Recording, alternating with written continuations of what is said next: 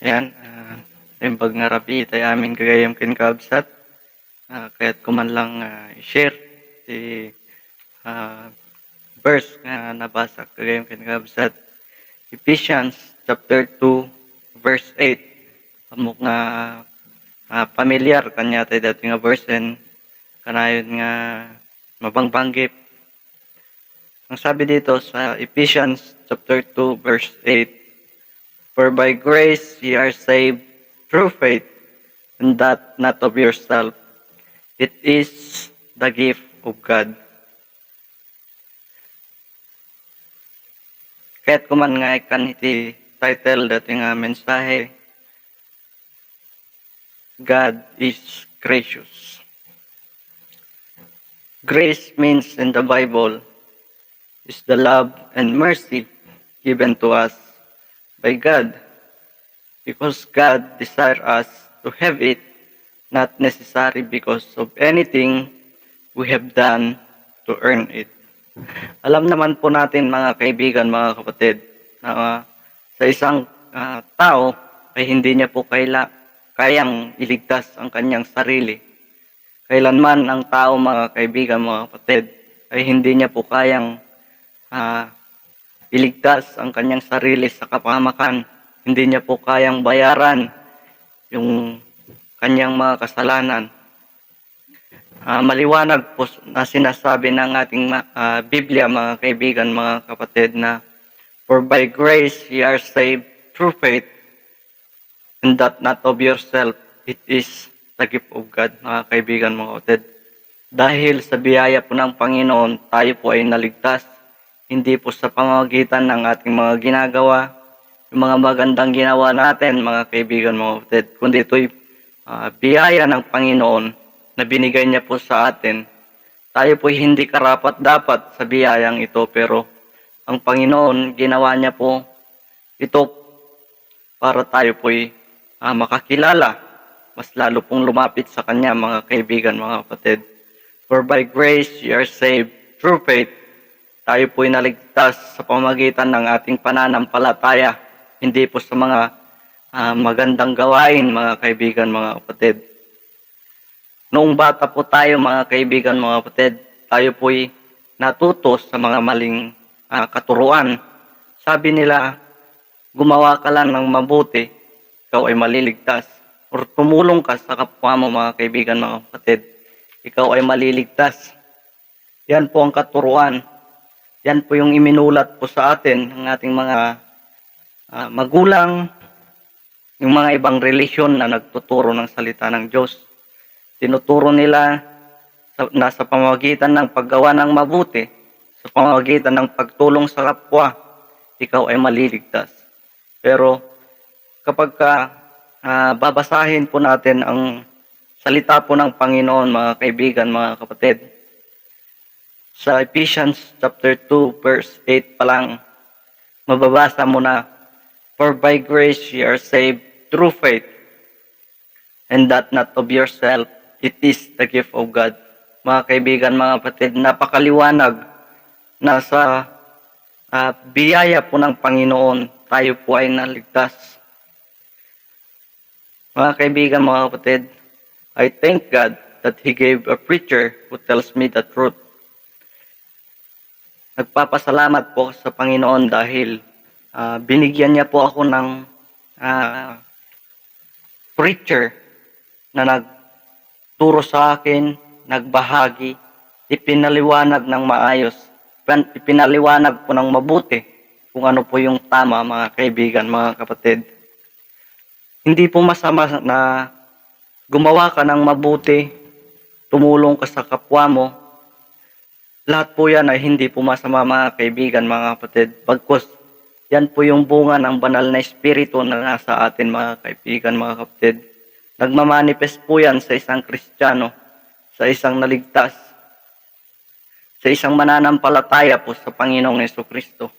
Nagmamanifest po yan sa bawat isa, mga kaibigan, mga kapatid. Ito po yung bunga ng banal na espiritu, ang paggawa ng mabuti, paggawa ng pagtulong sa kapwa, mga kaibigan, mga kapatid.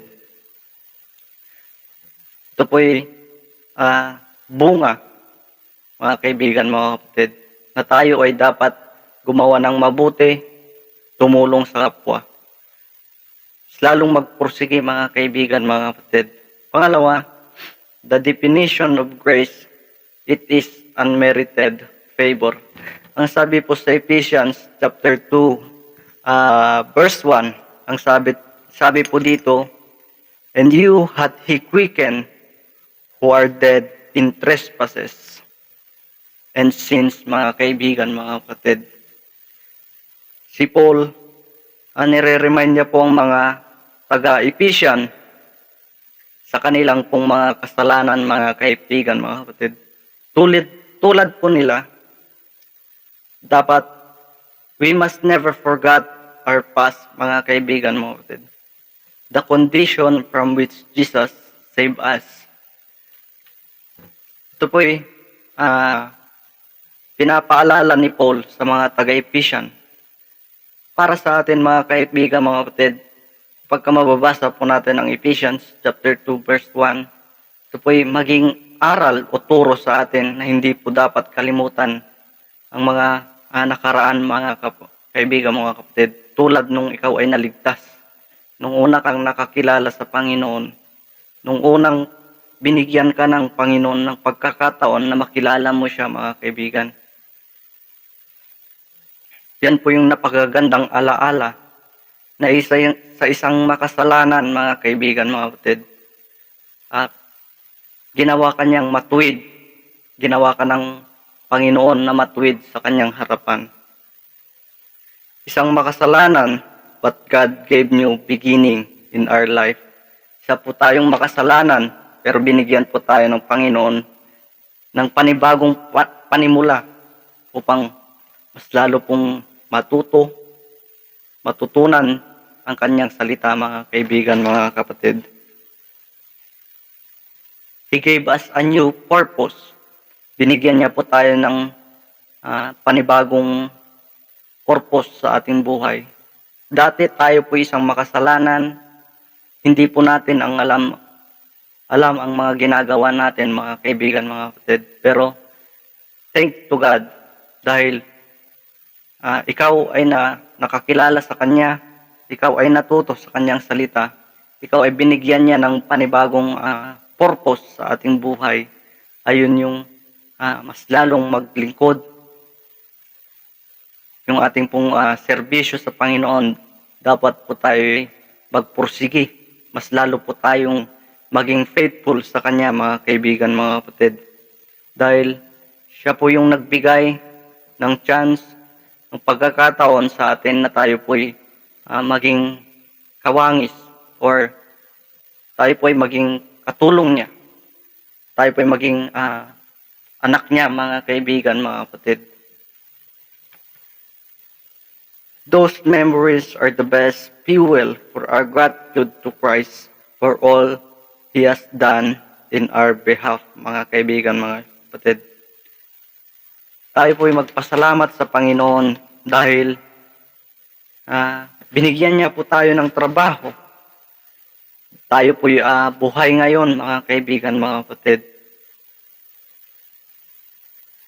Dahil sa kanyang biyaya, we are here to serve Him. Tayo po'y binigyan ng pagkakataon na maglingkod sa Kanya. Tayo po'y buhay.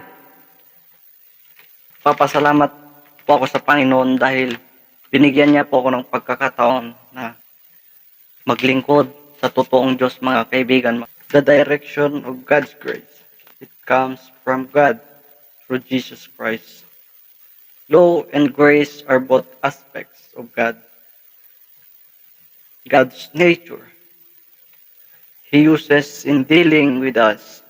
Moses emphasized God's law and justice, while Jesus Christ came to highlight God's mercy, love, and forgiveness. Moses could only be the giver of the law, while Christ came to fulfill. The nature and will of God were revealed in the law. Now the nature and will of God are revealed in Jesus Christ. God's revelation now comes through a person in life as we get to know Christ better. Our understanding of God will increase. In Old Testament times, God communicated through various people.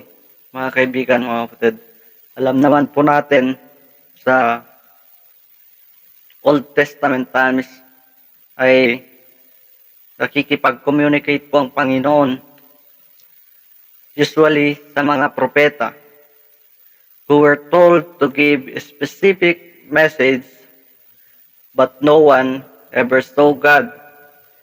Nakikipag-communicate po ang Panginoon sa mga propeta pero wala po sa kanila ang nakakita sa Panginoon.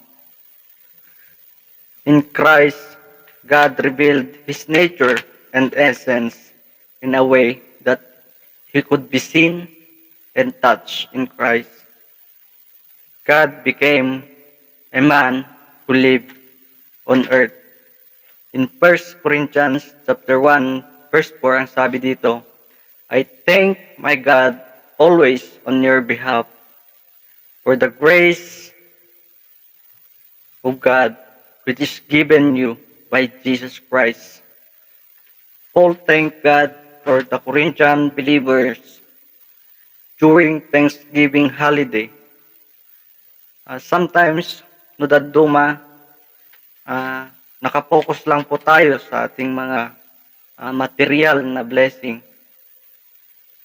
Pero, ang pagpapasalamat sa Panginoon ay dapat araw-araw, mga kaibigan, mga kapatid. Thanks should be expressed every day. We thank our parents. Pinapasalamatan po natin ng ating mga magulang, ating mga kaibigan, mga kapatid. Pero unang-una po sa lahat, dapat ang Panginoon ang siyang una po nating pasalamatan, mga kaibigan. Siya po yung unahin po natin, lalong-lalo na pagka mayroon po tayong blessing na natanggap. When Thanksgiving becomes part of your life, you will find that your attitude toward life will change. Totoo naman, mga kaibigan, mga kapatid, na kapag natuto kang magpasalamat, natuto kang pasalamatan kung anong meron ka, ito ay ang attitude mo sa buhay ay magbabago, mga kaibigan, mga kapatid. You will become positive. You will become loving. You will become humble, mga kaibigan, mga kapatid. Kaya dapat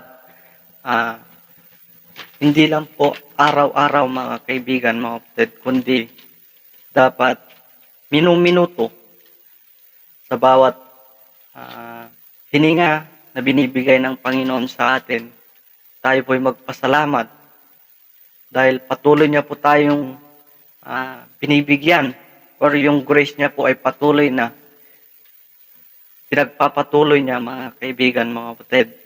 Sa kanyang biyaya, tayo po'y nabubuhay, hindi pa niya kinukuha ang ating buhay, mga kaibigan, mga kapatid. Pagkos tayo po'y mas lalong pinagpapala ng Panginoon. Pasalamatan po natin ng Panginoon, mga kaibigan, mga kapatid. So, yun lamang po ang gusto kong ibahagi sa inyo ngayong gabi. Tayo po'y manalangin. Ama namin Diyos, dakila sa lahat, maraming salamat, Panginoon, sa iyong salita na namin pong nabasa, namin pong napag-aralan. Salamat, Panginoon, dahil binigyan niyo po ako ng katalinuhan upang maibahagi ang iyong salita. Nawa tulungan ang bawat isa, Panginoon, lahat ng miyembro, Panginoon, ay pagpalain, gabayan, i-provide lahat ng aming pangangailangan. Ganon din po ang aming pong mahal na pastor at ang kanyang buong pamilya, Panginoon. I-bless niyo po sila, Panginoon. At muli, patawad sa karamit kasalanan na gawa. Ito ang aking dalangin sa pangalan ni Jesus. Amen. Yun lamang po, and to God be the glory.